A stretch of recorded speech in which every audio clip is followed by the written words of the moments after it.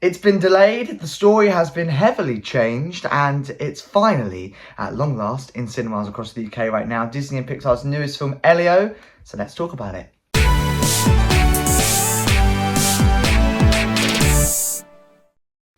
Hi, welcome back to the video, a brand new movie review. So I'm talking all about Disney and Pixar's latest movie, Elio. It's in cinemas across the UK right now. Before I start talking about it, as always, a friendly reminder, these are just my thoughts, so don't let this dictate whether or not you decide to go and see it. You might see it and feel totally differently to me. That's okay, because movies aren't made to cater for everyone. Without any further ado, let's start talking about this film. And obviously, you know by now, I love Disney, I love Pixar.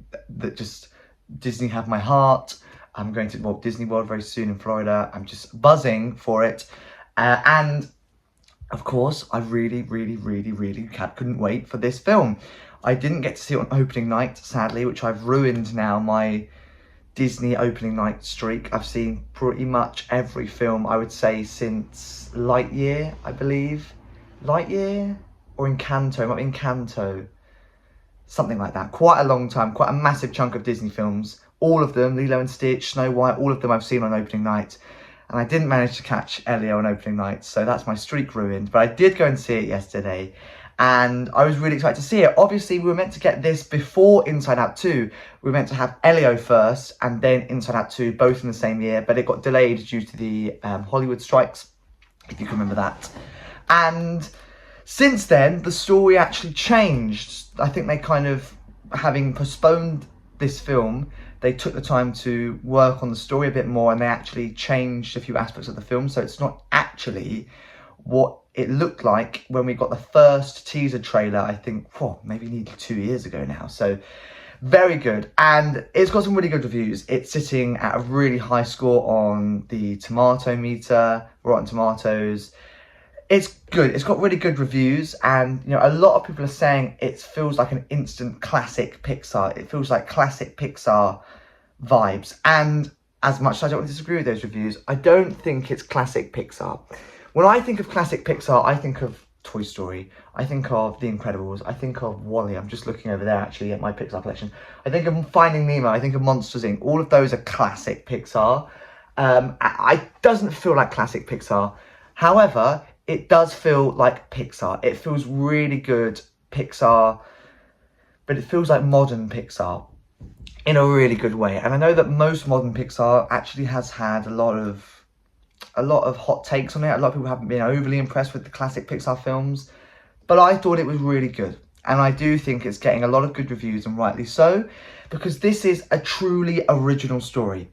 Unlike more recent Pixar films that are original films, Elemental is a prime example of it. Elemental was an original Pixar film, but when I watched it, I remember going, this gives me vibes of like Romeo and Juliet, and it gives me vibes of like Zootropolis, and it's sort of like Romeo and Juliet, Zootropolis meet, and we get Elemental. Whereas I was watching Elio last night, and I was like, this is truly original. Like I cannot compare this to anything else. Like, it doesn't give me any other vibes of anything else. Other people may disagree and say that it does give me vibes of this film or this film, which is fair enough, and everyone's entitled to their own opinion. But to me, it just felt truly original, and it didn't feel like I was getting the vibe of any other film, which was really nice. And obviously, Pixar films have a really good reputation of exploring some really nice, wholesome, but also important messages and important themes, like other films have done it. Friendship, and you know, Inside Out 2 is a really prime example of dealing with anxiety and all these emotions and puberty and things like that. And they do it in a really nice way. And Elio is no exception. It does a really good job at combating these themes of bullying and almost as a child feeling like you have no purpose. It deals with themes of loss, you know, loss of parents, because that's ultimately what Elio is going through, loss of parents. And feeling like you don't have a purpose, and not feeling like you have a family, and the fact that family doesn't have to be biological, and all this sort of stuff. And I think it deals with these themes really nicely, and it almost acts as another one of those comforting Pixar films, which is what it should be.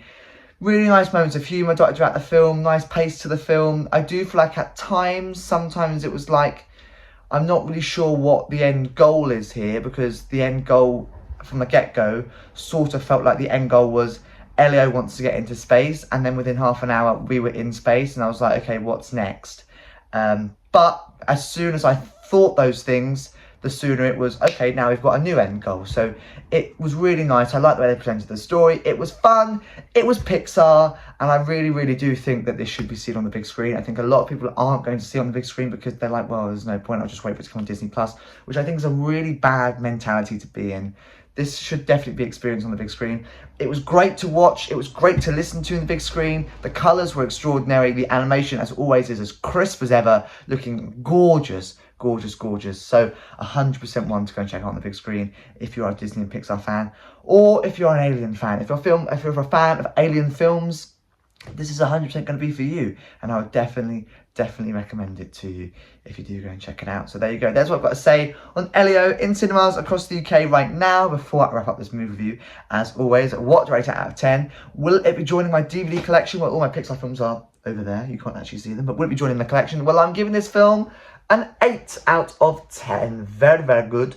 Really enjoyed it. Will it be joining the collection? Of course it will. Like I said before, Pixar films, even if I'm not as keen on them, they'll of course be joining the collection because I'm a completist. I have to have the entire collection. But it is. I loved it. It will be joining the collection. And very quickly, if you do go and check it out in cinemas, sooner rather than later, you may be lucky enough to get yourself a double-sided activity sheet and poster. They do these quite a lot for Pixar films. They did it for Lilo and Stitch. They did it for Snow White. They did it for Inside Out 2. They do it pretty much all the time.